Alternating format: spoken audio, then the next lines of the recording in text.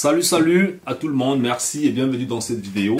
Alors, je vais exactement partager avec vous quelques secteurs en bourse pour des débutants qui sont vraiment assez intéressants quand vous décidez en fait de vous lancer dans les marchés financiers. Vous savez, beaucoup de personnes se lancent dans les marchés financiers, mais en fin de compte, il est souvent important de savoir dans quel marché est-ce que je peux me lancer quand je suis débutant. Donc, c'est exactement ce que nous allons voir dans cette vidéo. Quel est le marché qui puisse être intéressant pour toi quand on regarde la grosse densité des marchés financiers. La plupart d'entre vous, vous savez très bien, il y a les actions, il y a les fonds, il y a les ETF, il y a les indices, il y a les certificats, il y a les options.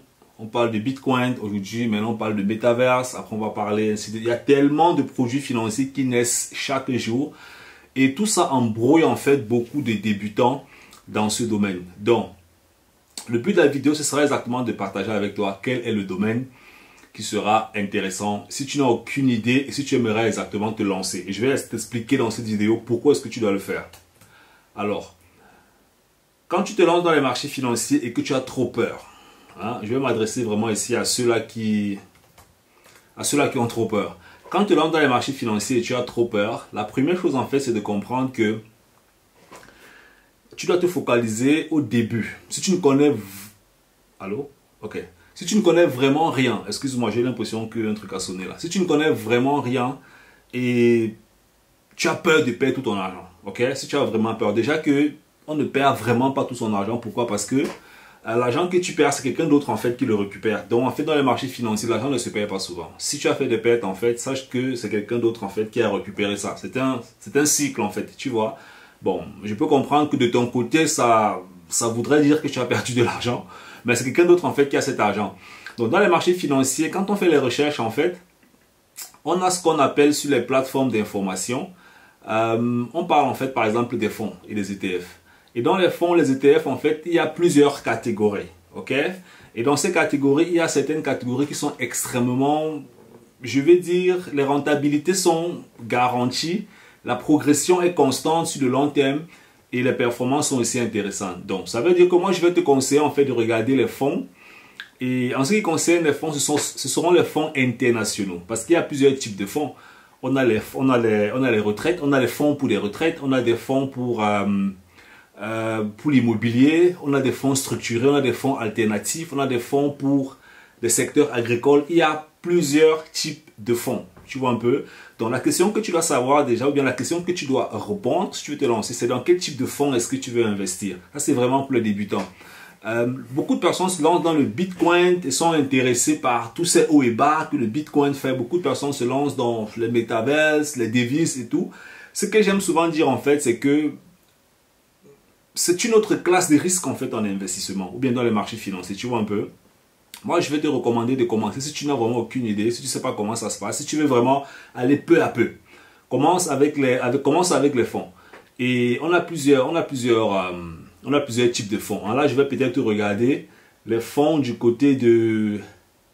Je vais un peu aller du côté... voilà. Je prends n'importe quoi. Hein. Je vais aller du côté de l'Europe. Hein, les fonds en Europe. Voilà. Je regarde un peu les fonds en Europe. Et les rentabilités sont vraiment intéressantes parce que quand tu vois le fonds en Europe, tu peux faire de très bonnes rentabilités. Ici, on a les rentabilités de 149% en 5 ans. 149% en 5 ans, ça fait quoi? Ça va faire 149 divisé par 5. Ça fait 32% par an de performance. Donc, 30% par an avec l'effet cumulé chaque année, automatiquement, ça augmente des probabilités de gagner extrêmement beaucoup d'argent dans les marchés financiers. Et il y a plusieurs comme ça. Hein. On a les BlackRock, on a les DJI Mittelstand, on a les Comgest, on a les Morgan Stanley. Il y a tellement de fonds qui sont assez performants dans les marchés. Je ne vais pas te recommander dans cette vidéo d'investir dans tel fonds ou de ne pas investir dans tel fonds. Parce que chaque fonds a une constitution qui peut être intéressante par rapport à ton type de personne. Il y a des fonds qui sont beaucoup plus sur des marchés technologiques et ça va correspondre à ta personnalité. Il y a des fonds qui seront beaucoup plus sur des marchés agricoles.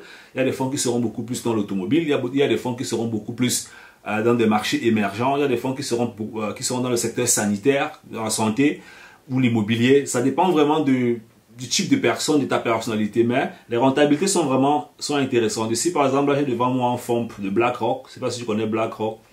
BlackRock Global Fund Européen. Assez intéressant aussi, avec de très bonnes performances. Là, on est autour de 158% en 10 ans. 158 divisé par 10, ça va faire 15,8% par an. Donc 15,8% par an de performance, c'est vraiment possible en fait, tu vois. Je sais que beaucoup de personnes prennent souvent des conseils chez des conseillers financiers.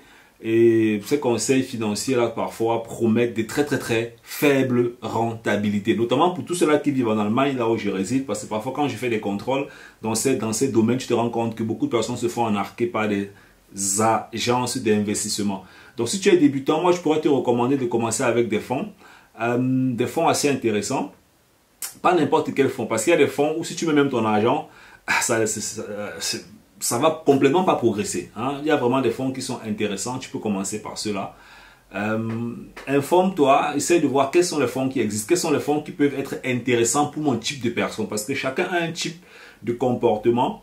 Et ce comportement-là, il peut retrouver ça dans les marchés financiers par rapport à une stratégie en fait qu'un produit d'investissement poursuit dans les marchés. Tu vois un peu.